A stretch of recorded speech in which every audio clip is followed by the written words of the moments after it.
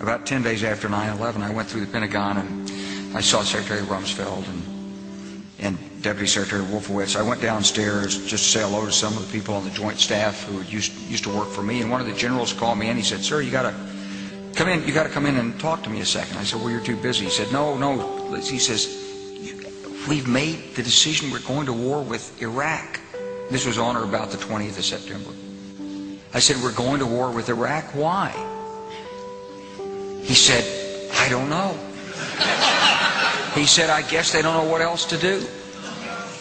So I said, "Well, did they find some information connecting Saddam to Al-Qaeda?" He said, No. He says, "There's nothing new that way. They just made the decision to go to war with Iraq." He said, "I guess it's like we don't know what to do about terrorists, but we've got a good military and we can take down governments." And he said, "I guess if the only tool you have is a hammer, every problem has to look like a nail." So I came back to see him a few weeks later, and by that time we were bombing in Afghanistan. I said, "Are we still going to war with Iraq?" And he said, "Oh, it's worse than that." He said, he reached over on his desk, he picked up a piece of paper, he said, I just got this down from upstairs, meaning the Secretary of Defense's office today, and he said, "This is a memo that describes how we're going to take out 7 countries in 5 years, starting with Iraq and then Syria, Lebanon, Libya, Somalia, Sudan, and finishing off Iran." The truth is about the Middle East is, had there been no oil there, it would be like Africa. Nobody is threatening to intervene in Africa. The problem is the opposite. We keep asking for people to intervene and stop it. And there's no question that the presence of petroleum throughout the region has sparked great power involvement.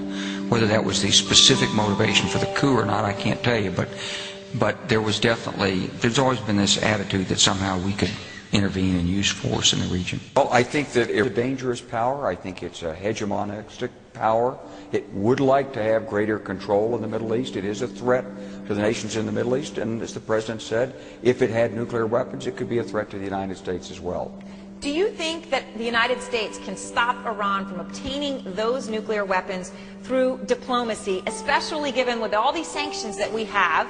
I was in Iran a few months ago. They seem to get plenty of what they need, in part from, well, places like China.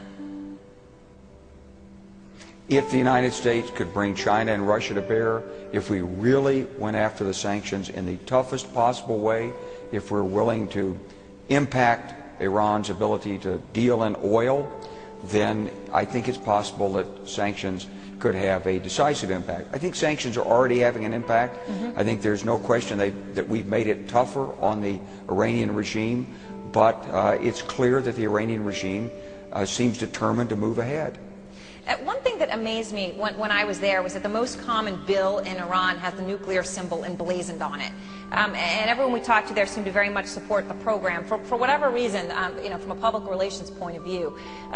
So does that mean that this really becomes inevitable, that the people there are willing to make the sacrifices that are needed to pursue a full nuclear program?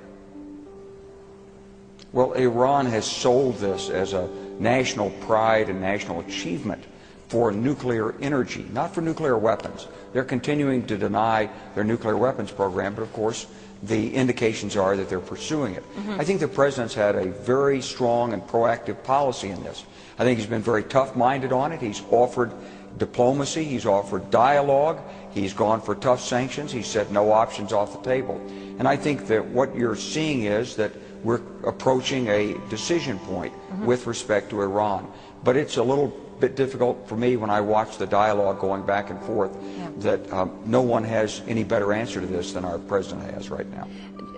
General Clark, do you think that America could go to war in Iran right now if we needed to? Because there are plenty out there who say we can't. The military is overextended. We have cuts hitting our military, that the bluff of the United States could be called if military force in Iran were required. We don't have what it takes. Well, we wouldn't be going into Iran to occupy Iran.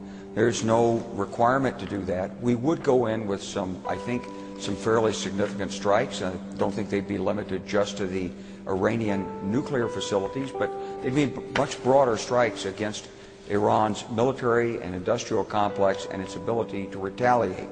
Now, ultimately, We know the Iranians have a worldwide terrorist network.